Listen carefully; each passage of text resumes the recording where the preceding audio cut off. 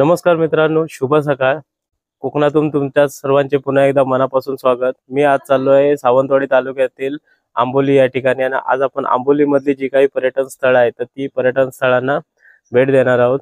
रात्री जे टेम्परेचर होतं ते 10 अंश सेल्सिअस पर्यंत, म्हणजे विचार करा अक्षरशः गावाला कडाक्याची थंडी पडलेली आहे. माझी तयारी तर झालेली आहे आणि अद्विकची तयारी चालू आहे, कारण आम्ही कुठेतरी ब्लॉग बनवायला गेलो किंवा फिरायला गेलो आणि अद्विक आला नाही असं कधी घडतच नाही. आजच्या व्हिडिओमध्ये मी आणि अमोल दोघेच नसणार आहेत, तर अजूनही आपल्याला जे आपले मित्र आहेत तर ते पुढे भेटणार आहेत. तर आज आम्ही बाईकने न जाता, माणसं जास्त असल्यामुळे 4 व्हीलरने जाण्याचा प्लॅन केलाय. तर आता इथून आपण अमोलच्या इथे जाऊया आणि तिथून मग आपला जो प्रवास आहे तो सुरू करूया. तर आता जास्त वेळ न घेता आपण आपल्या प्रवासाला सुरुवात करूया. शेव्हरोलेट कंपनीच्या 7 सीटर गाडीने आजचा आपला प्रवास होणार आहे. तर गाडी तर रेडी आहे. तुम्हाला गाडी आतून दाखवतो मी. हा गाडीचा डॅशबोर्ड, गाडीची स्टेअरिंग आणि आतमध्ये जी सिटिंग अरेंजमेंट आहे तर ती काही अशा प्रकारे आहे. फ्रंटला 2 सीट, मागे 2 आणि शेवटी 3 सीट. अद्विक त्या गाडीमध्ये जाऊन आधीच बसलाय, साहेबांची झोप पूर्ण झालेली नाही. सुजय रात्रीच गाडी घेऊन आलेला, त्याच्यामुळे जास्त वाट बघावी लागली नाही.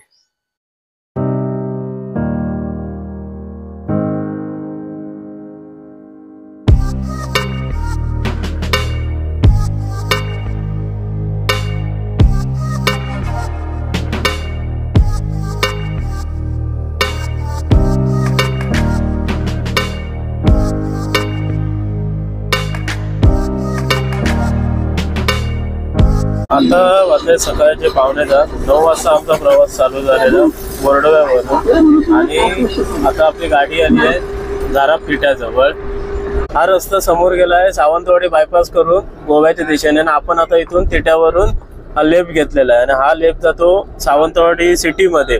सावंतवाडी सिटीमधून गोव्याला जाण्याचा हा जो सुरुवातीचा रस्ता होता तर हा होता आणि आता जेव्हापासून हा मुंबई रोडची जेव्हा नव्याने काम चालू झाले तेव्हापासून ज्या गोव्याला जाणाऱ्या गाड्या आहेत त्या बायपास रोडने गोव्याला जातात आणि इथून काही अंतरावरती आपल्याला आता एक लेफ्ट येणार, तर तो लेफ्ट घेऊन आपण जाणार आहोत आंबोलीच्या दिशेने. इथून लेफ्ट मारून आता आपण जाणार आहोत आंबोलीला आणि हा रस्ता सरळ गेला सावंतवाडी सिटीला.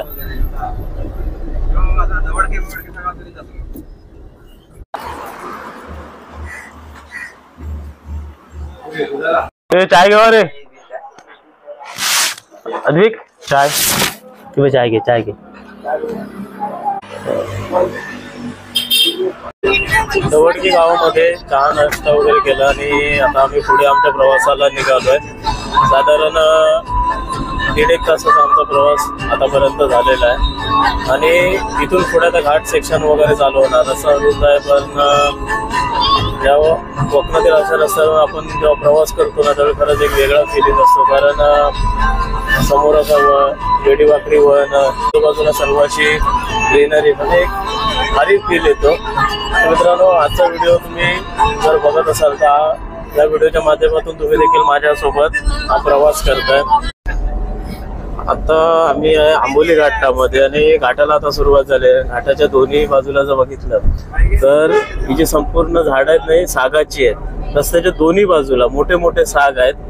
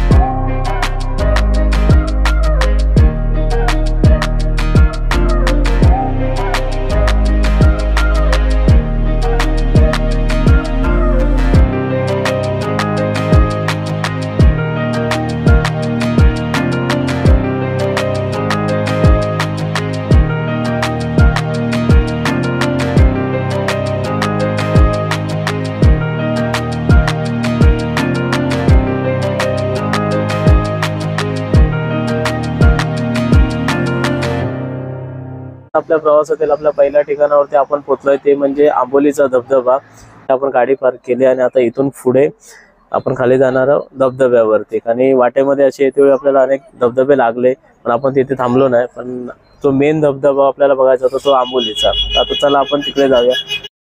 आपली गाडी आता आपण इथे पार्क केलेली आहे आणि हे जे समोर जे तुम्ही बघताय ते ह्या स्टॉल वरती आपल्याला नाश्ता वगैरे मिळून जातो. तर आता इथून आपण सरळ पुढे धबधब्याच्या दिशेने जाऊया. एका बाजूला खोल दरी आणि दुसऱ्या बाजूला अखंड असा हा सह्याद्री. हे निसर्गाचं रूप जर तुम्हाला बघायचं असेल तर तुम्हाला कोकणामध्ये नक्की जावं लागेल. इथे माकड वगैरे असतात तर त्यांच्यापासून सावध. धबधब्याच्या इथे वरती जायच्या आधी वनविभाग सावंतवाडी आंबोली यांनी इथे जे काही नियम व अटी आहेत तर त्यांचा इथे या बोर्ड लावलेला आहे. तर या गोष्टींचं पालन काटेकोरपणे करणं तितकंच महत्वाचं आहे. तर आता इथून आपण वर जाऊया. जवळजवळ हा 100 फुटावरून धबधबा खाली कोसळतोय. इथे वरती जाताना पर पर्सन 10 रुपये तिकीट आहे. त्यांचे जे वन विभागाची जी काही माणसं जी आहेत तर ती आपल्याकडून 10 रुपये जो चार्ज आहे तर तो आकारतात. आता वर जाऊया आपण. इथे आता ही पावसाळा नसून पण आता बरेचसे पर्यटक इथे आलेले आहेत.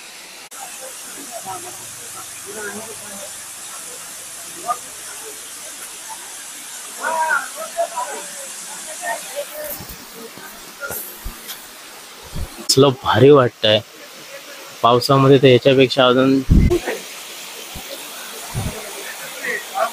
अशा धबधब्यावर येतेवेळी जरी सुरक्षेच्या दृष्टीने त्यांनी जरी काही गोष्टी केलेल्या असल्या तरी त्यांचे नियम आणि अटी आपल्याला पाळणं बंधनकारक तर आहे, पण आपण काळजी घेणं तितकंच महत्वाचं आहे. आंबोली धबधब्यावरून आता आम्ही निघालो. आता वाटेमध्ये आज आपल्याला जेवढे पॉईंट लागणार तर तेवढे पॉईंट आपण कव्हर करणार आहोत.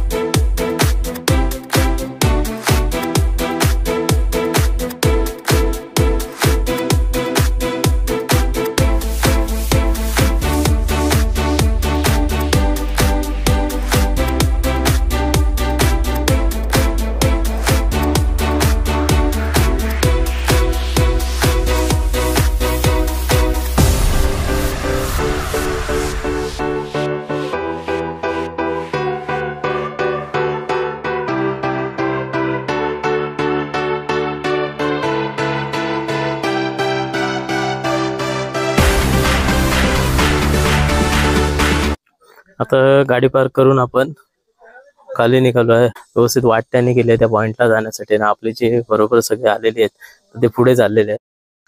कावळेसाद त्या पॉइंट वरती जो आम्ही आलो होतो तिथे एक आंबोली निसर्ग भ्रमंतीचा एक बोर्ड लागलेला आहे आणि इथे ते लोक 350 रुपये प्रति व्यक्ती असा चार्जेस घेतात आणि त्यामध्ये आपल्याला ते नागरतास धबधबा, कावळेसाद पॉइंट, महादेवगड, हिरण्यकेशी, आंबोली वन उद्यान, तर हे जे काही पॉइंट आहेत तर ते आपल्याला ते लोक इथे फिरवतात.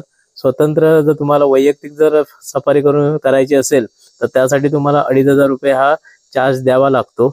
आणि या सफारीची जी वेळ आहे ती सकाळी 9 ते दुपारी 1 आणि दुपारी 2 नंतर संध्याकाळी 5 वाजेपर्यंत अशी आहे. जर ग्रुपमध्ये जर तुम्हाला जायचं असेल तर तुम्हाला प्रति व्यक्ती 5 व्यक्ती तरी तिथे असणं आवश्यक आहे. तर त्यांनी इथे सर्व नंबर वगैरे दिले. जर तुम्हाला या सेवेचा जर लाभ घ्यायचा असेल तर तुम्ही या नंबरवरती कॉन्टॅक्ट करू शकता. ते आपण आता आलेलो आहोत कावळेसाद पॉइंट जवळ आणि समोर जर तुम्ही बघितलात तर अथांग पसरलेला असा हा सह्याद्री बघा. कसले मोठे मोठे कडे आहेत मित्रांनो. या डोंगर रांगांमधून आहे ना प्रवास केल्याशिवाय ना आपल्याला सह्याद्री कळत नाही. ही नदी आहे आणि ह्या नदीचा जो उगम आहे ह्या डोंगरामधून धबधब्याचं जे पाणी आहे तर तेच पाणी ह्या नदी मार्गे खाली हा प्रवाह पुढे जाऊन पुढे समुद्राला मिळतो. इथे आपल्याला ठिकठिकाणी असे माकड दिसतात तर त्यांच्यापासून सावधान. तर तुमची बॅग किंवा पिशवी वगैरे असेल तर ती सांभाळून, कारण हे हातानं ओढून घेऊन जाणार. आणि सगळ्यात महत्वाची गोष्ट म्हणजे ह्यांना आपल्यासोबत आणलेले जे काही खाद्यपदार्थ आहेत तर ते देऊ नये.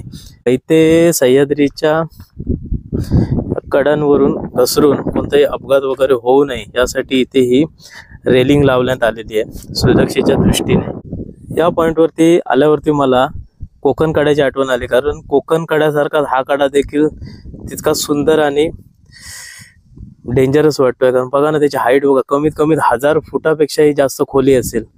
आणि हे असे जे कडे आहेत ना हे ठिकठिकाणी आहेत. बघा हा पहिला कडा, त्याच्या पुढे दुसरा आहे, त्याच्या पुढे तिसरा, त्याच्या पुढे चौथा, आणि अशी ही जी डोंगर रांग आहे ना हे प्रत्येक डोंगर रांगेला या ना असे कडे आहेत. हे येणाऱ्या पर्यटकांना बसण्यासाठी आसन व्यवस्था केलेली. ठिकठिकाणी असे बाकडे वगैरे आहेत. हे समोर आपले गँग बघा जोर जोरात ओरड. एकदा आवाज दिल्यानंतर तो कमीत कमी 2 ते 3 वेळा तो आवाज पुन्हा आपल्याकडे रिटर्न येतो.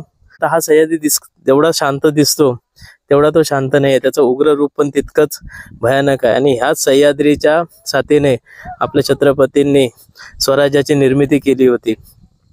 स्वराज्याच्या प्रत्येक मोहिमेमध्ये हा सह्याद्री महाराजांच्या पाठीशी ठामपणे उभा राहिला होता. आणि ते म्हणतात ना ते खरं आहे की सह्याद्रीची सफर फक्त वाघ, वारा आणि मराठेच करू शकतात. ते काय खोटं नाही, कारण भारी नाही शब्दात सांगू शकत. आपल्या व्हिडिओच्या माध्यमातून मी तुम्हाला किती दाखवतोय किंवा तुम्ही किती तुम्हाला दिसतंय मी नाही सांगू शकत, पण मी माझ्या डोळ्यांनी जे काय बघतोय ना ते खरंच अप्रतिम. त्याचं वर्णन शब्दामध्ये नाही करू शकत.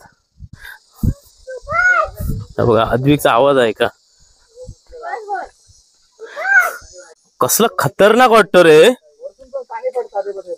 हो हे छोटे हे जे घसरलेली माती आहे धबधबेच आहे सगळे ते. अमोल आवाज दे, अमोल आवाज दे, तिकडे बघून दे, दे आवाज दे, आवाज दे.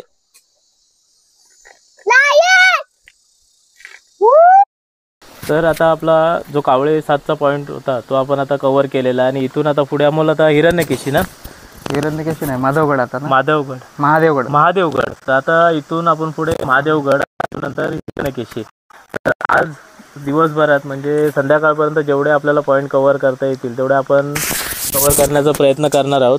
मित्रांनो आजचा जो आपला आंबोलीचा प्रवास आहे तर हा प्रवास आपला वेगवेगळ्या भागात असणार, कारण एकत्रित जर व्हिडिओ अपलोड केला तर तो खूप मोठा होऊन जाईल.